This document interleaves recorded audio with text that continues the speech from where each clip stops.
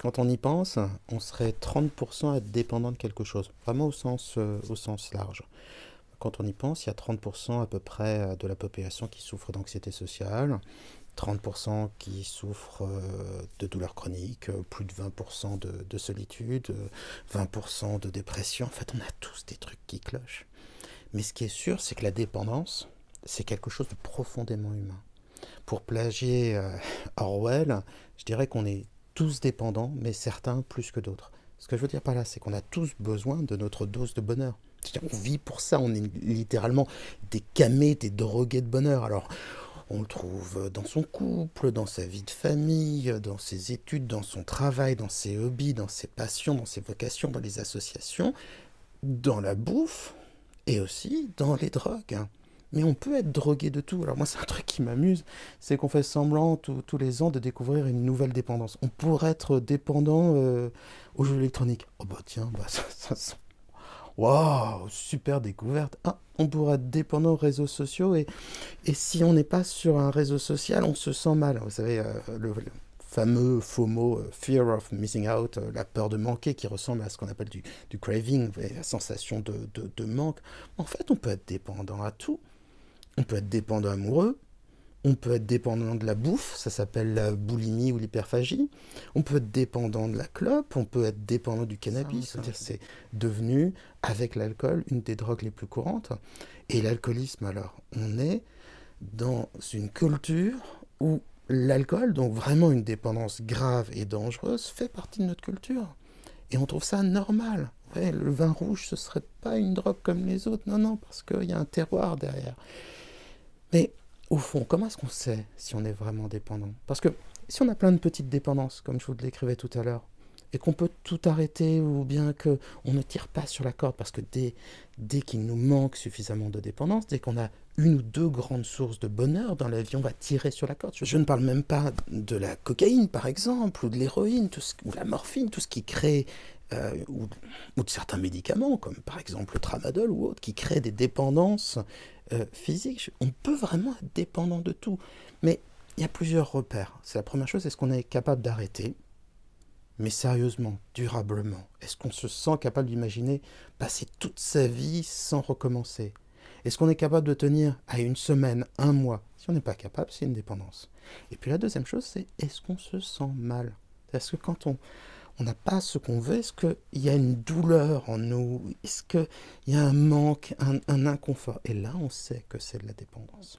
Alors, j'ai longtemps hésité à faire une séance d'hypnose sur les dépendances pour une raison simple, c'est que c'est quelque chose de vraiment très sérieux et qu'il faut avoir toute l'aide disponible. C'est-à-dire que pour arrêter l'alcool, pour arrêter l'héroïne, pour arrêter même le cannabis, bah, il faut avoir toute l'aide disponible. Ça veut dire un médecin spécialisé, ça veut dire souvent une thérapie de groupe. Par exemple, les alcooliques anonymes ont fait partie des premières thérapies à prouver leur efficacité sur l'alcool.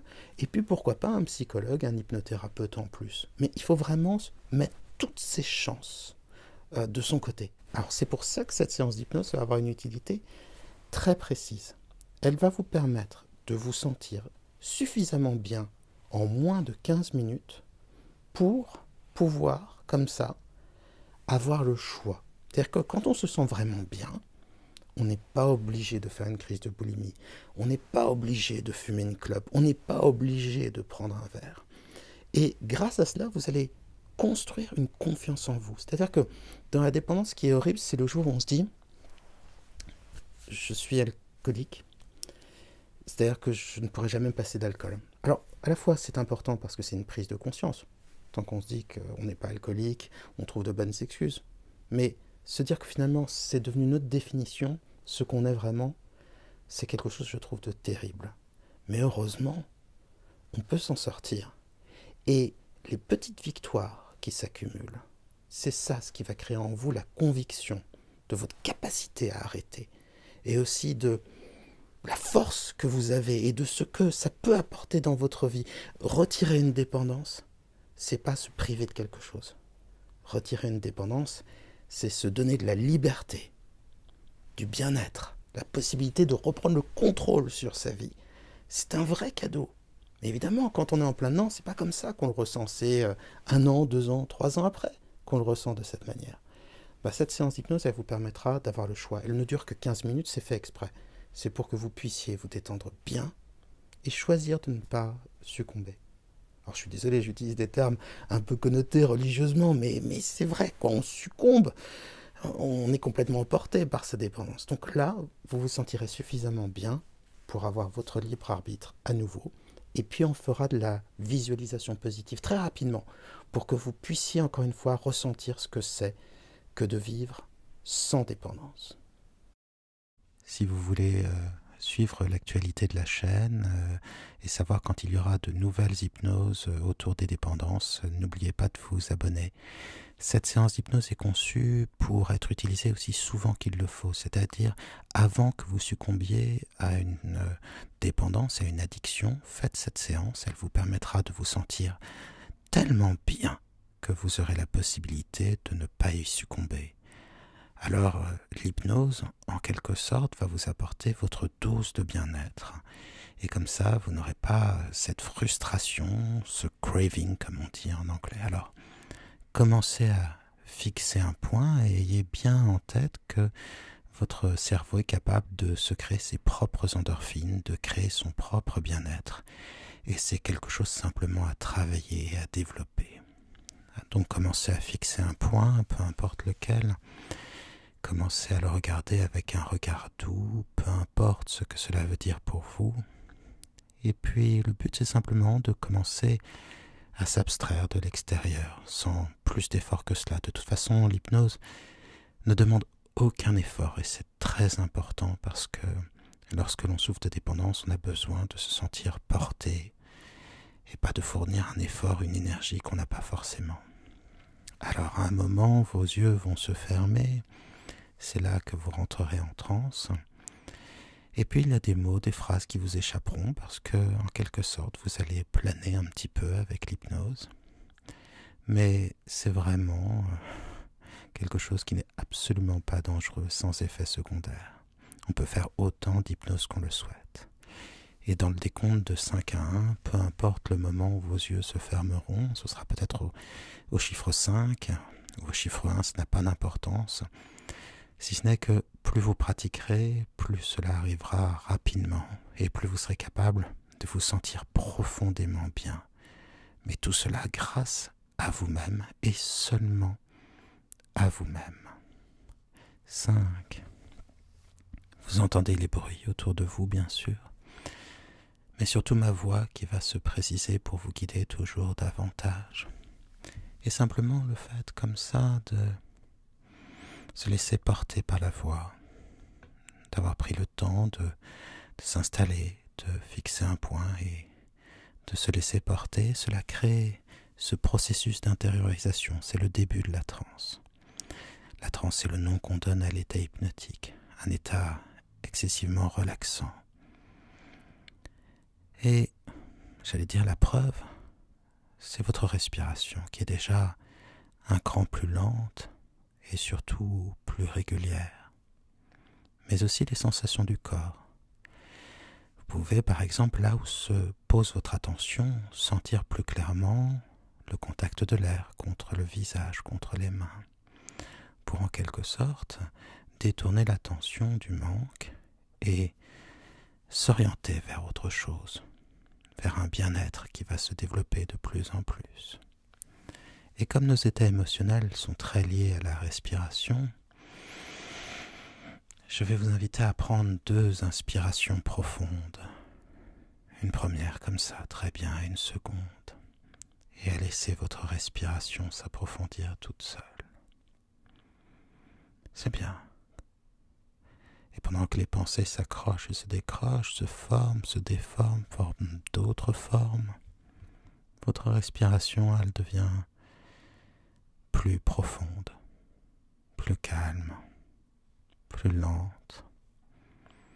Et vous pouvez sentir cet air calme, frais, que vous inspirez, la manière qu'il a de se diffuser en vous, vraiment, comme une sorte de bien-être, comme des racines de calme, quelque chose qui se diffuse et qui va se renforcer et apporter tout le calme, toute la sérénité dont vous avez besoin. 4.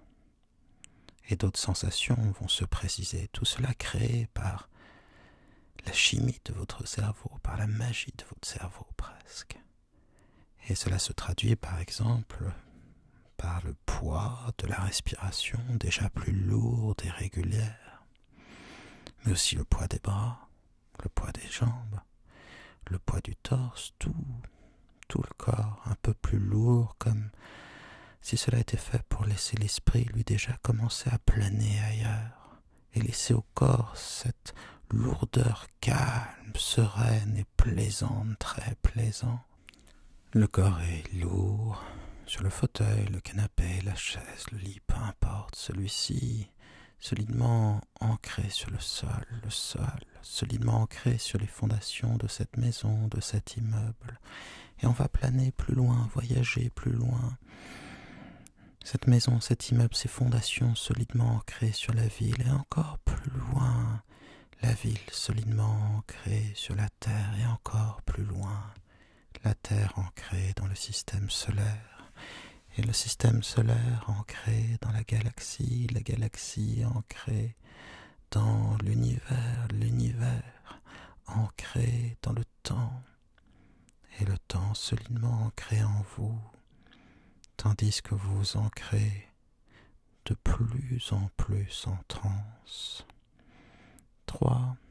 Cela me fait penser à un de mes anciens patients qui disait que son plus grand trip, c'était de rêver une chose magnifique, de rentrer dans ce rêve et de se laisser griser, de devenir vraiment un avec le rêve, qu'il devienne presque réel ou plus que réel, puisque totalement conçu pour lui. Alors, dans cette sorte de trip, dans cette manière dont on peut créer le réel, finalement laisser l'inconscient d'une manière dissociée créer le rêve et d'une manière consciente ou encore inconsciente l'arpenter et se sentir changé par lui à mesure que vous êtes de plus en plus calme et en transe, car dans ces méandres des rêves, des sensations, du temps, de la manière de voyager, concevoir, déterminer aussi le sens à la fois du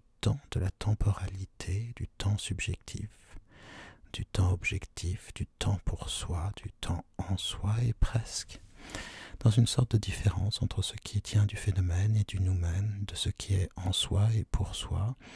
Dans chaque concept, chaque perception, finalement, l'esprit crée, et créant, il entre plus profondément en transe. 2. Alors que vos pensées s'accrochent et se décrochent,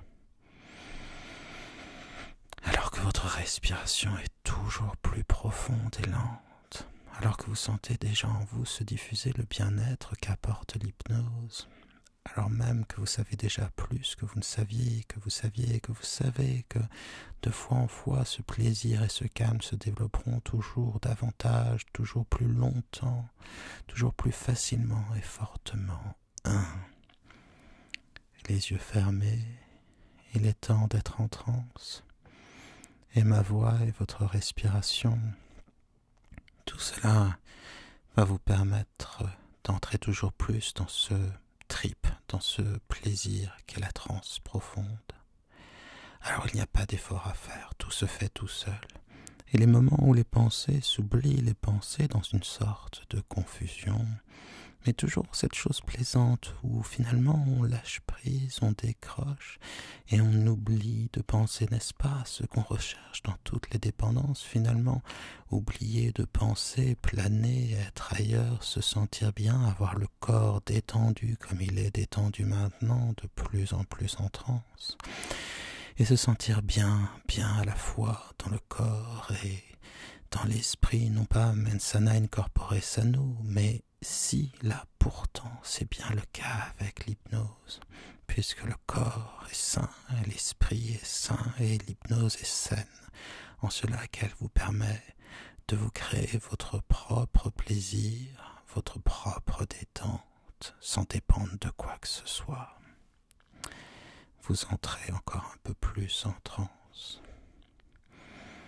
dans une transe encore un peu plus agréable.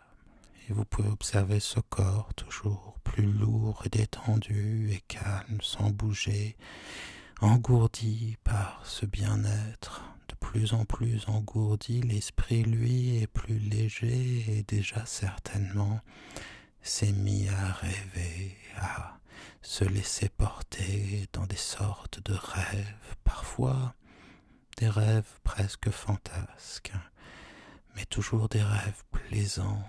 Tout peut être créé par l'esprit. Alors maintenant, j'aimerais que votre esprit inconscient vous fasse vivre cette chose toute simple, celle de littéralement planer, c'est-à-dire de laisser votre corps là, calme, lourd, immobile et engourdi, et d'avoir cette merveilleuse impression de sortir du corps et de l'observer comme ça à distance et de sentir cette légèreté qu'on a, ce plaisir à sortir et à observer ce corps, ce plaisir à pouvoir se mouvoir partout et dans toutes les dimensions, vers le haut, vers le bas, ce plaisir d'être un peu comme le vent qui peut se faufiler partout, aller aussi vite que la pensée vous le pouvez, mais prenez le temps encore quelques instants pour observer à quel point, à mesure que vous observez ce corps, il se détend, la respiration toujours plus lente, plus calme, et certainement sur le visage un demi-sourire, ou en tout cas les traits parfaitement détendus, finalement envoûté, calmé, emporté par cette sensation, par vous-même créée, par votre inconscient créé. Et puis j'aimerais que vous échappiez par la fenêtre, que vous puissiez sentir cette impression de liberté. Vous pouvez aller où bon vous semble, aussi vite que vous le désirez.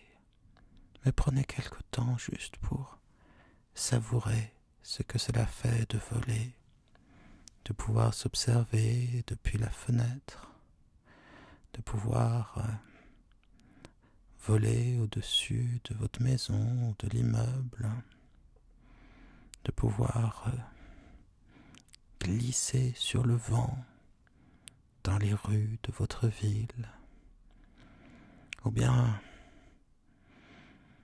de surfer encore une fois sur les vents, entre les arbres, au travers d'un champ. Vous êtes totalement libre, et plus vous vous sentez libre, et plus le corps se sent bien. Alors, continuons comme ça à planer. Le sentez-vous déjà, ce sentiment? Bien sûr, il y a cette détente, ce bien-être, l'esprit conscient, beaucoup plus silencieux et vide, et il y a aussi ce sentiment de plaisir, ce sentiment de liberté. À vous d'aller où vous voulez. Voulez-vous retrouver un ami, une amie? Voulez-vous aller de l'autre côté de la terre, sur l'île la plus belle, la plus lointaine? Voulez-vous faire la course dans le désert? Voulez-vous traverser la plus luxuriante forêt tropicale, une jungle? Voulez-vous voler avec les aigles en haut des montagnes? Tout est ouvert. Vous pouvez vivre et faire ce que vous souhaitez maintenant.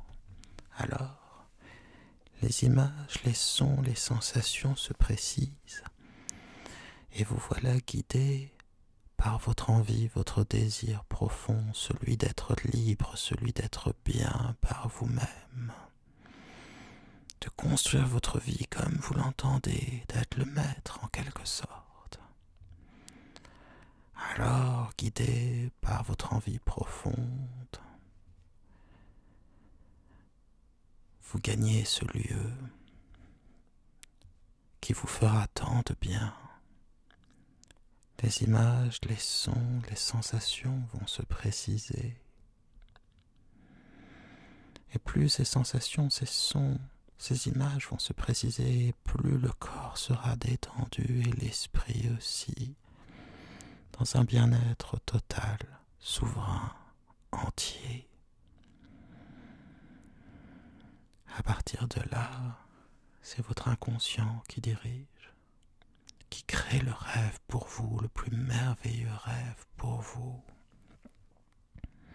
C'est pour ça que de fois en fois, vous pourrez, si vous le souhaitez, visiter d'autres lieux, connaître d'autres aventures, vous sentir toujours plus libre, plus calme, plus serein, plus satisfait,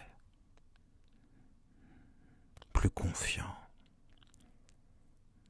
Et sinon, vous pourrez retrouver les mêmes lieux si vous le désirez, si en vous c'est cette sécurité que vous recherchez. Quelle découverte de sentir que l'on peut être bien simplement grâce à soi-même et que c'est juste quelque chose à développer, à recommencer à travailler.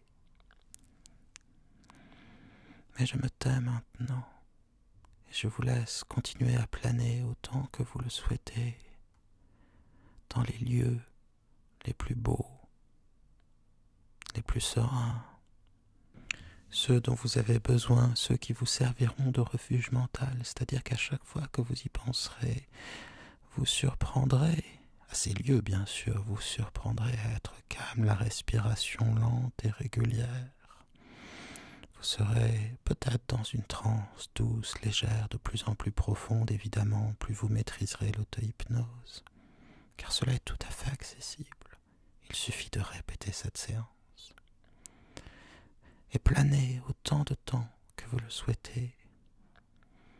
Et si vous voulez concrétiser les changements,